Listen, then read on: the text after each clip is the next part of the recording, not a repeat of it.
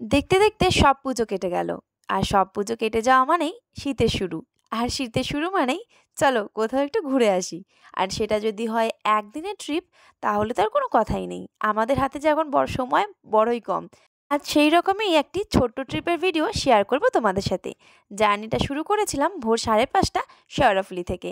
আর আমাদের বাড়ি শ্রীরামপুর এবং শেওড়াফুলির একদম মিডিলে। আমরা দুটো স্টেশনই পারলে ইউজ করতে পারি, বাট আজকের জার্নিটা যেহেতু আমরা শেওড়াফুলি থেকে শুরু করছি, তাই আমাদের সঙ্গী সাথী যারা ছিল তাদের সাথেই রওনা হলাম স্টেশনের দিকে। আর এভরিওয়ান গুড মর্নিং। সো আজকে আমাদের ডেস্টিনেশন হলো কোথায় যাচ্ছি না ভুলেই গেছি। ট্রেনে উঠে সিট পাবো কি না এটা নিয়ে একটু টেনশানে ছিলাম, বাট কোনো রকমভাবে সিট তো পেয়েই গেলাম এবং সবাই বসেও পড়েছি। তারপরে এই পান্ডা লজেন্স দেখে আর লোভ সামলাতে পারলাম না। ভাবলাম এতটুকু রাস্তা যাব, কিছু না কিছু তো খেতে হবে। আর ট্রেনে উঠে এইটুকু সময়ে আমরা যে কত কিছু খেয়ে ফেলেছি তার আর হিসেব নেই। অন্যদিন হয়তো এই সময় আমার মাঝরাত থাকে, আর যখন আমি ট্রেনে। আর এই যে দেখো, সকালবেলা যেহেতু বাড়ি থেকে বেরিয়েছিলাম, সাজগোজ তো প্রায় ভুলেই গেছি। আর আমার না সকাল সকাল সাজতে একদমই ভালো লাগে না, তাই ট্রেনে বসে একটু লিপস্টিক পরে নিলাম। ব্যাগের মধ্যে ভাগ্যিস ভরে নিয়েছিলাম। আর এই যে দেখো, লিপস্টিক পরে সাজুগুজু করে এইবার একটু দুজনে মিলে ক্লিপিংস নিয়ে নিয়েছি। আর এই যে আমি একটু ঢং তো করতেই হয় মাঝে মাঝে। তারপরে এই জানলা দিয়ে প্রকৃতি দেখতে দেখতে অনেকটা সময় পার করে দিলাম। আরে এতক্ষণ তো বলতেই ভুলে গেছি, আমরা আজকে যাচ্ছি মায়াপুর। আর মায়াপুর যেতে গেলে তোমরা জানো নবদ্বীপ ধাম বা বিষ্ণুপ্রিয়া হল্টে নামতে হয়। আজ আমরা নামবো বিষ্ণুপ্রিয়া হল্ট, সেই জন্য নবদ্বীপ পেরিয়ে চলে যাব একদম বিষ্ণুপ্রিয়া। আর এই প্রথমবার আমরা কিন্তু যাচ্ছি মায়াপুর। আমার এটা প্রথমবার না হলো দ্বিতীয়বার, বাট ছোটোবেলায় একবার গিয়েছিলাম, সেটাও বাসে। এই যে দেখো, কথা বলতে বলতে আমরা কিন্তু চলে এসেছি একদম নবদ্বীপ ধাম স্টেশনে। কিন্তু আমরা কিন্তু এই প্ল্যাটফর্মে নামবো না, আমরা নামবো নবদ্বীপ ধামের পরে স্টেশন বিষ্ণুপ্রিয়া হল্টে। চলো এবার নামা যাক। ফাইনালি আমরা পৌঁছে গেছি বিষ্ণুপ্রিয়া হল্ট। আর এখান থেকেই আমাদের আজকের জার্নি শুরু। এই যে আমাদের গ্রুপ,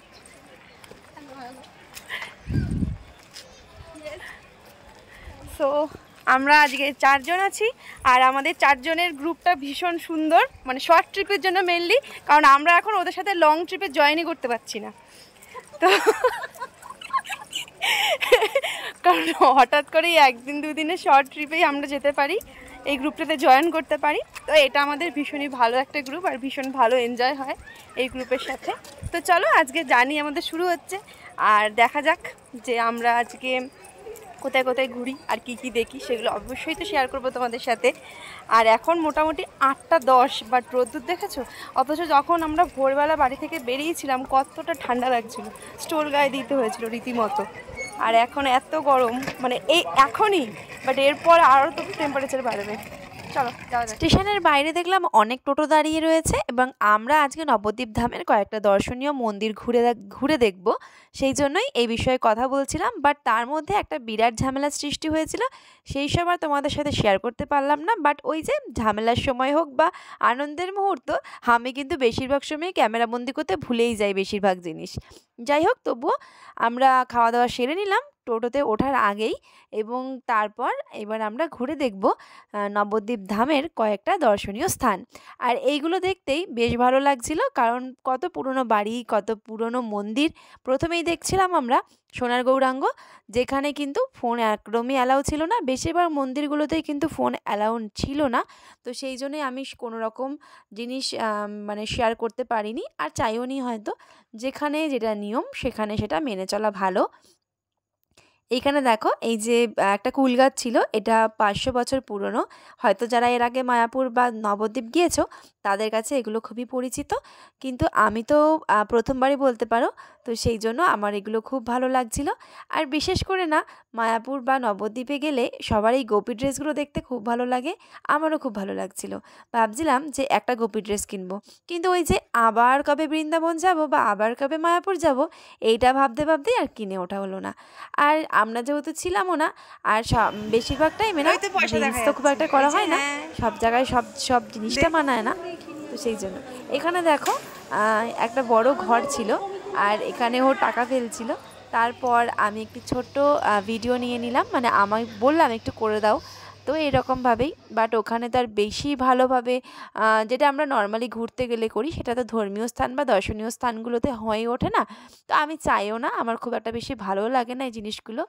টুকটুক করে একটু একটু ভিডিও নিচ্ছিলাম, যেগুলো ভাবলাম তোমাদের সাথে শেয়ার করব। তারপর আমার গোপালের জন্য, যেহেতু গোপালের প্রিয় জায়গায় এসেছি, তো গোপালের জন্য একটা তো কিছু নিতেই হবে, তাই ওর জন্য আমি একটা সোয়েটার কিনেছি। এই যে দেখো সোয়েটারটা, কিন্তু কেনার আগে তোমাদেরকে দেখাইনি, বাট পরে কখনো কোনো ভিডিওতে দেখিয়ে দেবো। আর একটা গোপালের নাইটে, মানে একটা নাইট ড্রেস নিই আমি সবসময়, কিন্তু সেরকম নাইট ড্রেসগুলো পছন্দ হয়নি, তাই ও রাতে পরার একটা এমনি শর্ট প্যান্ট নিয়েছি আর একটা সোয়েটার।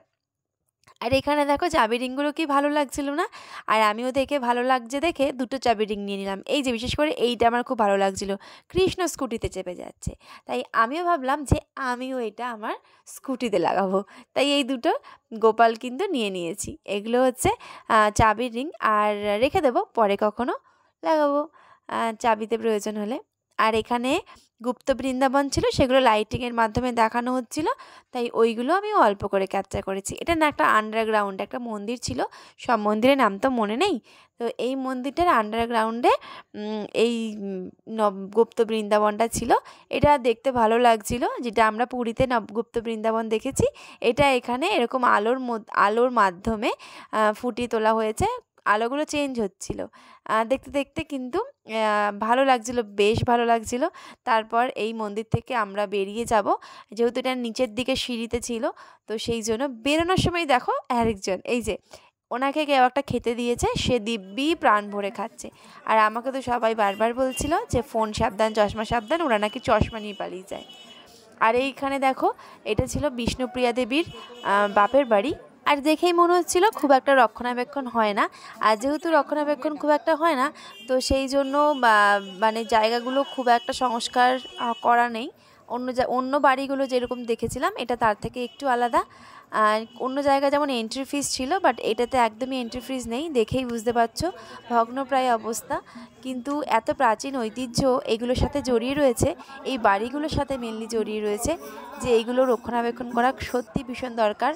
তাহলে আমাদের পরের জেনারেশান হয়তো এই মন্দিরগুলো অস্তিত্ব পাবে না, হয়তো ভগবান বিদ্যমান, ভগবান থাকবে, কিন্তু এই মন্দিরগুলো সংরক্ষণের অভাবে হারিয়ে যেতে পারে, বাট এগুলোকে সংরক্ষণ করা অবশ্যই খুব প্রয়োজন। তারপরে এবার আমরা মায়াপুর যাব, সেই জন্য মায়াপুরের লাইন দিয়েছি লঞ্চের জন্য, আর এই যে ফাইনালি লঞ্চে উঠেও গেছি। বাট ওই যে এখানে এসব একটা অঘটন ঘটে গেল, আমরা লঞ্চের টিকিট কেটে আমরা নৌকোয় উঠে গেছি, আমরা বুঝতেই পারিনি যে এটা নৌকো আর ওটা লঞ্চ, বুঝতে পারিনি না, সব জায়গায় তো সব রকম মানে সিস্টেমগুলো এক হয় না, তো আমাদেরকে বললো যে ওখানে যাও, ওখান থেকে ওখানে গিয়ে উঠতে পারবে, তা আমরা বুঝতে পারিনি, নৌকোয় উঠে গেছি। তো যাই হোক, একই জায়গায় যাব, কোনো অসুবিধে নেই। দূর থেকে মায়াপুর মন্দিরটা দেখে খুব ভালো লাগছিল, চন্দ্রোদয় মন্দির দেখে ভীষণ ভালো লাগছিল, মনে হলো ফাইনালি আমরা এসে গেছি। আর যাওয়ার সময় নদীর যে অপরূপ দৃশ্য, যেটা ছোটোবেলায় এসেছিলাম সেটাও আমার মনে রয়েছে, সেটা দেখতে দেখতেই এগিয়ে চললাম সামনের দিকে আমরা। এই যে লঞ্চ যে আমাদেরকে ফাঁকি দিয়ে চলে গেছে, মানে আমরাই ফাঁকি নিয়ে নিয়েছি নিজেদেরকে আর কি। পরে ওপারে গিয়ে মেনলি জানতে পারলাম যে আমরা মানে 10 টাকা দিয়ে টিকিট কেটে 5 টাকার টিকিটের জায়গায় উঠে গেছি। দূর থেকে দেখতে পেলাম ভাগীরথী জলঙ্গির মিলনস্থল, যেখানে ভাগীরথী জল আর জলঙ্গি নদীর জল পুরোপুরি আলাদা, একদমই মেশে না। জলঙ্গি নদী সোজা গেলে লঞ্চঘাট, আর ভাগীরথী নদীর এই দিকে এসে হলো নৌকোর ঘাট, আমরা নামবো নৌকোর ঘাটে। খুব ইচ্ছে ছিল এটা ক্রস করে যাব, খুব সামনে থেকে দেখব যে কেমন লাগছে, বাট রাতে যখন ফিরবো তখন হয়তো আমরা লঞ্চে করেই ফিরবো। এটা দেখতে দেখতে আমরা সামনের দিকে এগিয়ে যাচ্ছিলাম, আর খুব আফসোস করছিলাম যে কেন লঞ্চে উঠলাম না, আমরা কেন ভুল করে ওইটাতে উঠে গেলাম। আর এই যে দূরে একজন মাঝি নৌকোয় করে মাছ ধরছে, হ্যাঁ, আর এই সময় জোয়ার ছিল, এই জোয়ারের সময় মাছ ধরতে নেমেছে উনি।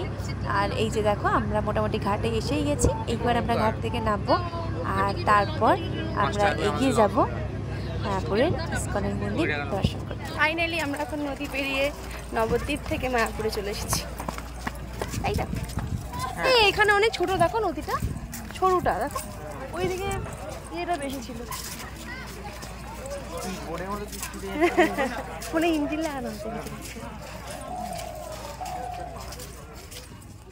ওখানে নেমে একজন পেয়ারা বিক্রেতাকে দেখে খুব ইচ্ছে হচ্ছিল যে একটু পেয়ারা খাই, বাট এখানে না কি সুন্দরভাবে মেখে দিয়েছিল যে বলে বোঝাতে পারবো না তোমাদেরকে, যে এতটাই টেস্টি ছিল। খুব ভালো লেগেছিলো এই পেয়ারা মাখাটা। আমরা 100 বা 1 প্লেট হিসেবে নিয়েছিল, 100 না সরি 1 প্লেট। দারুণ দারুণ ছিল। তারপরে আমি ওটা ভালো দেখে কদবেল মাখা নিয়েছি। ভয়েস ওভার দিতে দিতে জিভে জল চলে এসেছে। আবার কালকের কথাটাই মনে পড়ে যাচ্ছিল যে কত টেস্টি খেয়েছিলাম। উফ কি দারুণ যে ছিল, কিন্তু প্রচণ্ড ঝাল ছিল। যাই হোক, ওই দিক থেকে আমরা টোটো নিলাম, টোটো করে আবার চলে এসেছি চন্দ্রোদয় মন্দিরের একদম গেটের সামনে। এখানে সে অখণ্ড হরিনাম শুনছিলাম। তারপর আমরা এবার আগে ভোগের টিকিট কাটবো, আর আমরা আজকে গদা ভবনের টিকিট কাটবো। এখানে অনেক রকম ভবনের টিকিট কাটা যায়, বাট আমরা কাটবো গদা ভবনের টিকিট। তো এখানে গদা ভবনটা খুঁজছিলাম যে কোথায় কোন জায়গাটায় টিকিট কাটা যায়। তো ওটা দেখে যেহেতু প্রথমবার, তো এখানে যে গদা ভবনের টিকিট কাউন্টার পেয়েও গেছি। সেখানে দাঁড়িয়ে ওরা টিকিটটা কেটে নিচ্ছে আমাদের 4 জনের। এই যে দেখো, এই যে টিকিটগুলো কাটা হয়ে গেছে। এখানে 80 টাকা আর 50 টাকার কুপন পাওয়া যায়। আর আমাদের 80 টাকার কুপনটাই কেটে নিয়েছি এবং টিকিটগুলো নিজেদের কাছে সংরক্ষণ করে রাখলাম, যে পরে আমরা যখন খেতে যাব তখন কিন্তু টিকিটগুলো অবশ্যই লাগবে। তারপর আমরা খানিকক্ষণ ওয়েট করছিলাম, এখানে মন্দির দেখছিলাম, আশেপাশে ঘুরে সব মন্দিরগুলো দর্শন করছিলাম। আর এখানকার ওয়েদার খুবই পিসফুল, কিন্তু একটু রোদ্দুর ছিল, তার জন্য একটু কষ্ট হচ্ছিল। বাট গাছের তলায় বসলে সত্যি মনটা শান্ত হয়ে যাচ্ছিলো, খুব ভালো লাগছিল। আর তার সাথে সাথে আশেপাশে এত সুন্দর সুন্দর গাছ রয়েছে যে সেগুলো দেখতে যেন আরও বেশি ভালো লাগছিল। এই যে আমি এরকম বসে বসে ছোটো ছোটো ভিডিও নিচ্ছিলাম বলে ও আমাকে বলছিল মাথা খারাপ হয়ে গেছে। আসলে আমি যে কোথাও গেলে এরকম পাগলামি করি, কী আর করা যাবে, সেই নিয়ে তো আর কিছু বলা যাবে না। হাসবো না ভয়েসে বলতে বুঝতে পারছিলাম না। মন্দিরের ভেতরে অনেকগুলো দোকান ছিল, সেখান থেকেই আমরা একটা ছবি কিনবো বলে খুঁজছিলাম। তো এখানে অনেক রকম ছবি ছিল, তার মধ্যে থেকে আমার মেন বিগ্রহটাই বেশি ভালো লেগেছিলো, তাই ওইটারই একটা ছোট্ট নিয়ে এসেছি আমি। আর এই যে এখানে এসে দেখো আমার বক্তব্যের আর শেষ নেই, কি আর বলবো। এইবার ওখানে গিয়েও আমি আর একটা সুন্দর ভিডিও নিয়ে নিলাম। যে ভিডিওটা কীরকম হয়েছে আমি জানি না, নর্মাল ভিডিওতে নিয়েছি, আর তার মধ্যে রোদ্দুরে না। এখন আমরা গদা ভবনের দিকে যাচ্ছি, আর গদা ভবনেই আমাদের ভোগের কুপন কাটা রয়েছে। তো গদা ভবনটা এখান থেকে খানিকটা যেতে হবে বলতে, এখানে অনেকগুলো ভবন রয়েছে। আমি ভিডিওতে নর্মালি আমি দেখেছি ভিডিওতে, তো সেটা দেখে দেখে এগোচ্ছি। সামনেই হয়তো গদা ভবন পেয়ে যাব। আর এটার নাম মোটামুটি সবারই জানা যারা এর আগে এসেছে। আর যেহেতু আমি অনেক বছর পর এসেছি, তাই আমার কাছে একটু সবই নতুন লাগছে মেনলি। চলো যাই, ভেতরে বোধহয় মেলাও নেই মনে হয়। এই যে আমাদের সাঙ্গপাঙ্গগুলো,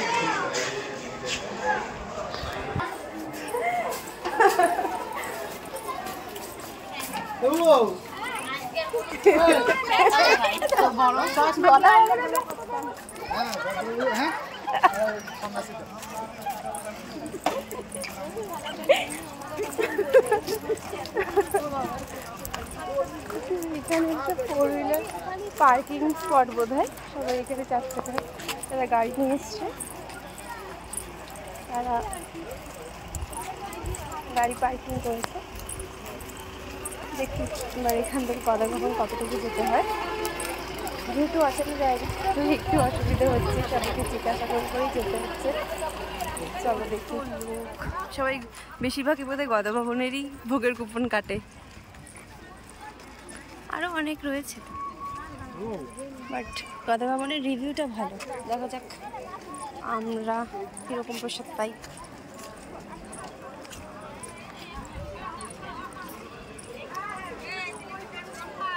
আর এখানে কত গোপী ড্রেসগুলো দেখেই নিতে ইচ্ছে করছে। বাট আমরা যে কতদিন পর আসবো তার ঠিক নেই। তো গদা ভবন চলেই এসছি আমরা, গদা ভবন। এই যে ফাইনালি আমরা গদা ভবনের সামনে। আর এই যে আমি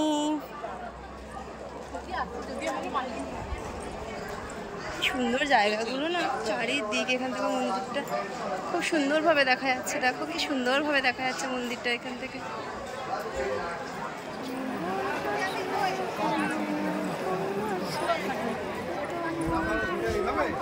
বাবা কতগুলো গেছে দেখো, অনেকবার ঘুরতে হবে, তারপরে এই লাইনগুলোতে আসবে। তার আগে এইখানে হচ্ছে অনেকগুলো লাইন ঘুরতে হবে।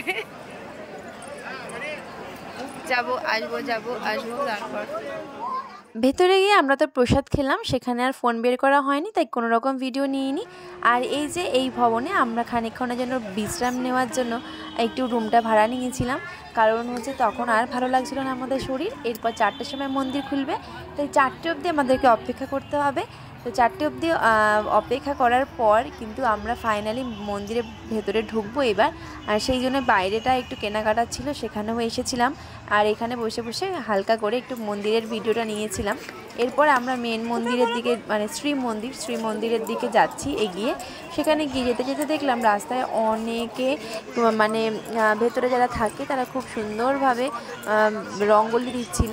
আমি জানি না কেন রঙ্গোলি দেয় বা কিসের জন্য, হয়তো কৃষ্ণদেব খুশি হন, রাধা রঙ্গোলি খুব ভালোবাসেন, তো সেই জন্য। বাট ওখানে ভিডিও ফটো ওরা করতে চাইছিল না বলে আমি আর করিনি।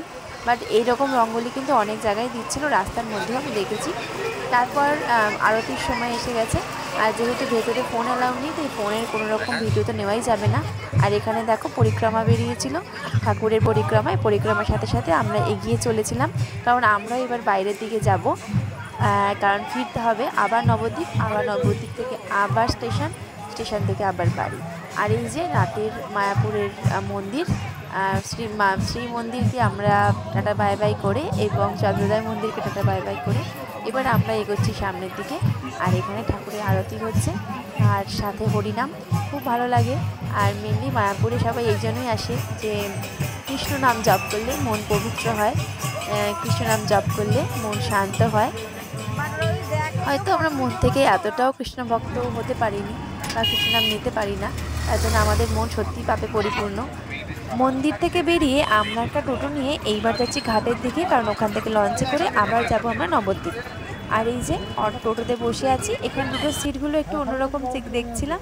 আর এত জ্যাম ছিল রাস্তায়, কি বলবো, দুপাশে কত দোকান আর কত গোপী ড্রেসগুলো যতই বা দেখছি ততই খুব ভালো লাগছে। তারপর মাঝখানে অনেক কিছু ঘটনা ঘটে গেছে, সেসব ঘটনা আর বিবরণ দিতে পারবো না, কারণ ভিডিও সেভাবে বেঁচে নেই। তো আজকের ভিডিওটা কেমন লাগলো জানিও।